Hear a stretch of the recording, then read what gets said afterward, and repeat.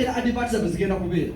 Our adverts zigenda kubanga the minimum you can advertise with us is 20,000 shillings.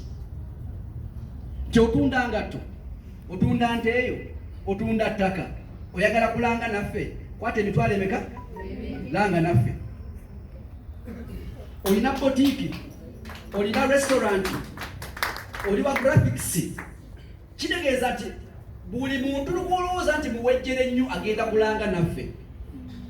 And let me tell you the fact, money is not in the big companies, money is in the small people. I'm asking you, do you think we can fail to get 120 adverts in a month? Hello? Can we fail? Now, in case you have been able to raise a team of 10,000 people, chendowooza nti kisoboka kubanga nze mu weeks mu myezi 6 nina tiimu y'abantu 8. Myezi 8. I'm giving you a scenario of 3 years from now, 2025. Kyasuubira nti bamukuwe bujja kwa mufudde. Bwana bafudde ne bosimbula ssaawa zino. Naye njagala kubantu abakkiriza nti bakyalibuukira. Fantastic. Nti abantu bano ne balaba obulango bwa ssaawa etya omwezi muki sigambye lunaku sigambye wiiki ngambye omwezi muki ne balaba obulango bwa siringi 7.2 ye ssaawa emu.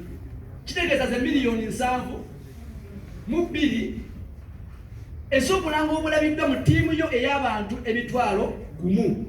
Gwe nga founding member n'ofuna 3 ziba sente meka? Miliyoni 2,116. Buli ki bameka abanamba. That is good money to come in my account without me doing anything. Are you sure?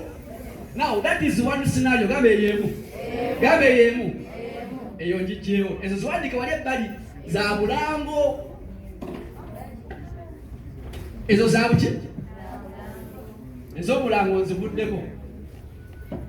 Nziza ku utility bills. Bameka bano mubula airtime mukono waggulu. Are you sure? Sijja kubuuza data.